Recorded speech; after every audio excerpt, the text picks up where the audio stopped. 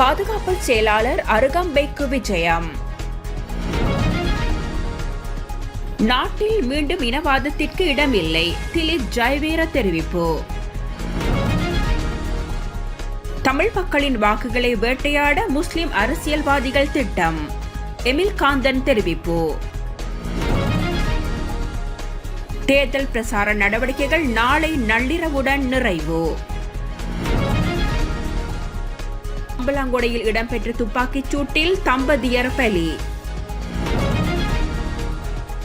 நடிகர் டெல்லி கணேஷ் காலமானார்.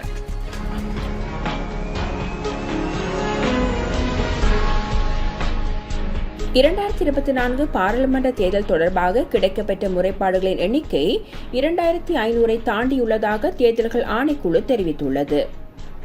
வன்முறை தொடர்பான 20 முறைப்பாடுகள் அவற்றுள் அடங்குவதாகவும் குறிப்பிடப்பட்டுள்ளது. எவ்வாறாயினும் பெறப்பட்ட முறைப்பாடுகளில் இதுவரை 1999க்கு தீர்வு காணப்பட்டுள்ளதாகவும் 581 முறைப்பாடுகள் தீர்க்கப்பட உள்ளதாகவும் தேர்தல்கள் ஆணைக்குழு மேலும் தெரிவித்துள்ளது.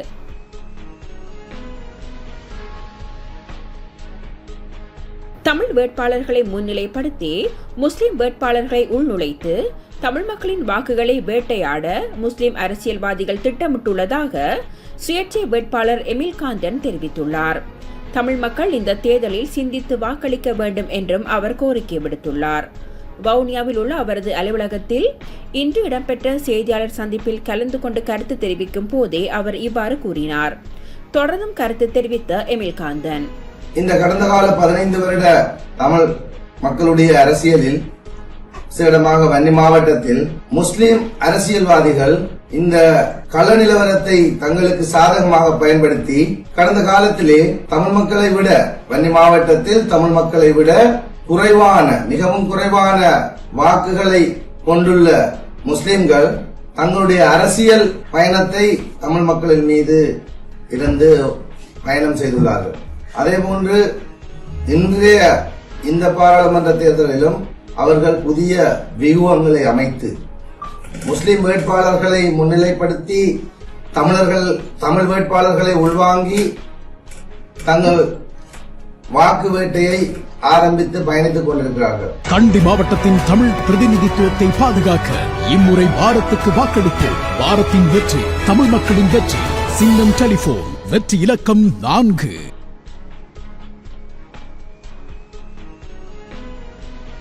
நுவரெலியாவில் தேயிலை கொழுந்துகளை ஏற்றிச் சென்ற லாரி ஒன்று வீதியில் குடை சாய்ந்து விபத்து ஏற்பட்டுள்ளது. இந்த விபத்தில் 4 காயமடைந்துள்ளதாக நுவரெலியா போலீசார் தெரிவித்தனர். விபத்தில் காயமடைந்த 4 நுவரெலியா மாவட்ட பொது வைத்தியசாலையில் அனுமதிக்கப்பட்டுள்ளனர். நுவரெலியா ஸ்கிராப் தோட்டத்திலிருந்து B2 தேயிலை தொழிற்சாலைக்கு தேயிலை கொழுந்துகளை ஏற்றிச் சென்ற லாரி ஒன்றே சாரதியின் கட்டுப்பாட்டை இழந்து இவ்வாறு வீதியில் குடை சாய்ந்து விபத்துக்குள்ளாகியுள்ளது. முன்னோக்கி சென்ற லாரியில் திடீரென பிரேக் செயல் இழந்ததன் காரணமாக பின்னோக்கி வந்து குடை சாய்ந்துள்ளது. இவ்விபத்து தொடர்பில் மேலதிக விசாரணைகளை நுவரெலியா போலீசார் மேற்கொண்டு வருகின்றனர்.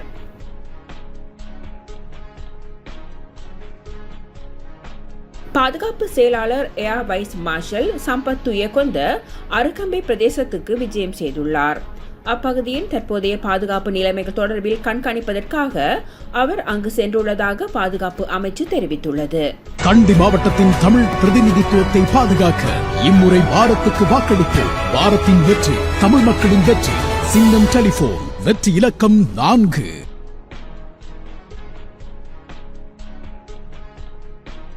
அம்பலாங்கொட ஊரவத்த பிரதேசத்தில் இடம்பெற்ற துப்பாக்கிச் சூட்டில் பெண் ஒருவர் உட்பட 2 கொல்லப்பட்டுள்ளனர்.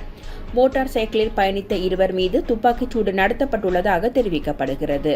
மற்றொரு மோட்டார் சைக்கிளில் வந்த 2 இந்த துப்பாக்கிச் சூட்டை நடத்திவிட்டு தப்பிச் சென்றுள்ளதாக போலீசார் தெரிவித்தனர். துப்பாக்கிச் சூட்டுக்கு இலக்கான ஆணும் பெண்ணும் சம்பவ இடத்திலேயே உயிரிழந்துள்ளதுடன் அவர்கள் 2 அம்பலாங்கொடை குளிகொட பிரதேசத்தை சேர்ந்த 46 வயதான கணவன் மனைவி என தெரிய வந்துள்ளது. உயிரிழந்த 2 போதைப் பொருள் வர்த்தகத்தில் ஈடுபட்டவர்கள் எனவும் போலீசார் குறிப்பிட்டுள்ளனர். தற்போதைய விசாரணையின்படி T56 ரக துப்பாக்கியால் துப்பாக்கிச் சூடு நடத்தப்பட்டிருக்கலாம் என போலீசார் சந்தேகிக்கின்றனர். சம்பவம் தொடர்பான மேலதிக விசாரணைகளை அம்பலாங்கொடை போலீசார் மேற்கொண்டு வருகின்றனர்.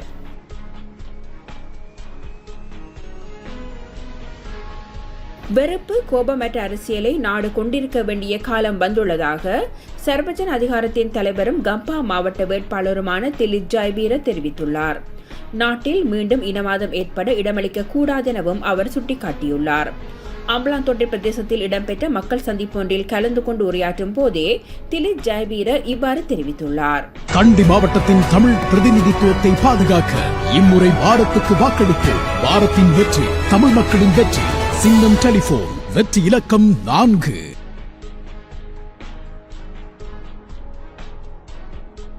பாராளுமன்ற தேர்தல் தொடர்பான பிரசார நடவடிக்கைகள் நாளை நள்ளிரவுடன் நிறைவடைய உள்ளது. பிரசார நடவடிக்கைகள் நிறைவடைந்த பின்னர் எதிர்வரும் 12ஆம் தேதிக்குள் தேர்தல் பிரசார அலுவலகங்கள் அகற்றப்பட வேண்டும் என தேர்தல்கள் ஆணைக்குழுவின் தலைவர் RMAL ரத்நாயக்க தெரிவித்துள்ளார். தற்போது வேட்பாளர்கள் தேர்தல் பிரசாரத்திற்காக அலுவலகங்களை அமைத்துள்ளனர். அந்த அலுவலகங்களில் தொகுதி அளவில் இயங்கும் அனைத்து அலுவலகங்களையும் வரும் 12ஆம் தேதி நள்ளிரவு முதல் அகற்ற வேண்டும் என்றும் தெரிவிக்கப்பட்டுள்ளது.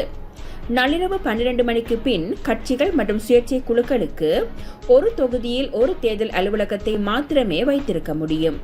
மேலும் அந்த தொகுதியில் இருந்து வேட்பாளர்கள் தொகுதிக்கு ஒரு அலுவலகத்தை மாத்திரமே வைத்திருக்க முடியும்.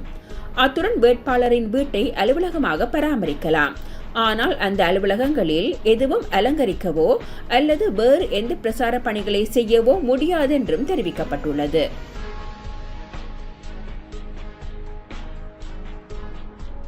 மலையக கலை கலாசார அமைப்பான ரத்னதீபம் ஏற்பாட்டில் இன்று கண்டி கெப்பிடிபோல மண்டபத்தின் கேட்போர் கூடத்தில் நாட்டின் வளர்ச்சிக்காகவும் மக்களின் மேம்பாட்டுக்காகவும் அர்ப்பணிப்போடு சேவையாற்றியவர்களுக்கு கௌரவம் அளிக்கும் நிகழ்வு இடம்பெற்றது. இந்த நிகழ்வின் பிரதம அதிதியாக பிரபல ஊடகவியலாளர் கௌரி ஸ்ரீபிருந்தன் கலந்து கொண்டார்.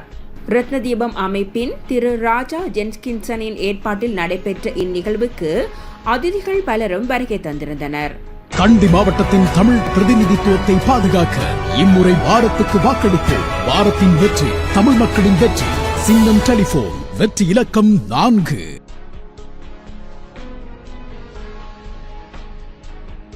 கொழும்பிலிருந்து அம்பேவளை நோக்கி பயணித்த பார ஊர்தி ஒன்று வீதியில் குடை சாய்ந்து விபத்துக்குள்ளாகியுள்ளது. இவ்விபத்து இன்று காலை ஏற்பட்டுள்ளது. கொழும்பிலிருந்து அம்பேவளை வளர்ப்பு பண்ணைக்கு பொது ஏற்றிச் சென்ற பார ஊர்தி நுவரேலியா கண்டி வீதியில் குடாஒயா பகுதியில் குடை சாய்ந்ததால் இந்த விபத்து ஏற்பட்டதாக தெரிவிக்கப்படுகிறது.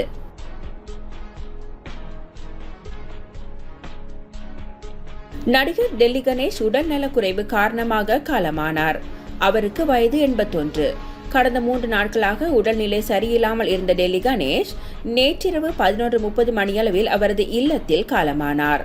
அவரது மறைவை தொடர்ந்து இல்லத்தில் வைக்கப்பட்டுள்ள டெல்லி கணேஷின் பூத உடலுக்கு பிரபலங்கள் பலரும் நேரில் வந்து அஞ்சலி செலுத்தி வருகின்றனர். இயக்குனர் லிங்குசாமி மறைந்த டெல்லி கணேஷ் உடலுக்கு நேரில் வந்து அஞ்சலி செலுத்தினார். அதன் பிறகு ஆனந்தம் படத்தின் போது டெல்லி கணேஷுடனான நினைவுகளையும் பகிர்ந்து கொண்டார். டெல்லி கணேஷ் இடத்தை யாரும் நிரப்ப முடியாது என்று இயக்குனர் ரமணா தெரிவித்துள்ளார்.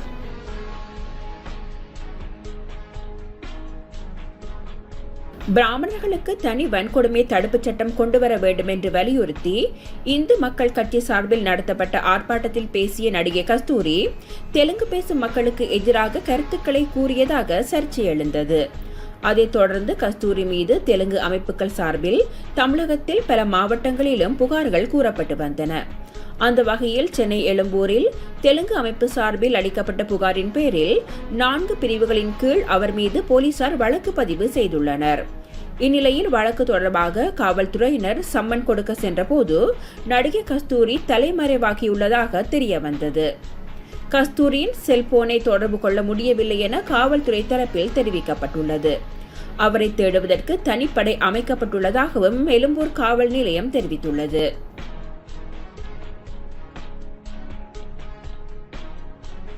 இஸ்ரேல் ஹமாஸ் இடையே நடக்கும் அமைதி பேச்சுவார்த்தையில் இனிமேல் இடைத்தரகராக செயல்படுவதை நிறுத்துவதாக கட்டார் அறிவித்துள்ளது. 2 தரப்பிற்கும் இடையிலான போர் நிறுத்தம் மற்றும் கைதிகள் பரிமாற்றம் உள்ளிட்ட அமைதி பேச்சுவார்த்தைகளை கட்டார் மேற்கொண்டு வந்தது. அதை நிறுத்துவதாக இப்போது கட்டார் அறிவித்துள்ளது. இஸ்ரேல் ஹமாஸ் 2 தரப்பும் பேச்சுவார்த்தைக்கு தயார் என்று சொல்கிறார்களே தவிர பேச்சுவார்த்தையில் ஈடுபட முன் வருவதில்லை. இரண்டு தரப்பும் பேச்சுவார்த்தைக்கும் அமைதிக்கும் தாமாக முன் வருவதில்லை. அவர்கள் ஆர்வம் காட்டும் போது நாங்கள் பேச்சுவார்த்தை நடத்துகிறோம். அதுவரை பேச்சுவார்த்தையை நடத்த நாங்கள் தயாராக இல்லை என்று கூறியுள்ளது. இதுபோன்று பல செய்திகளை தெரிந்து கொள்ள நமது வைப்ஸ் டிவி யூடியூப் தளத்தை சப்ஸ்கிரைப் செய்து அருகிலுள்ள பெல் பட்டனை கிளிக் செய்யுங்கள். மேலும் பல செய்திகளை அறிந்து கொள்ள www.vaibznews.com, vibesnews.com என்ற இணையதளத்தை பார்வையிடுங்கள்.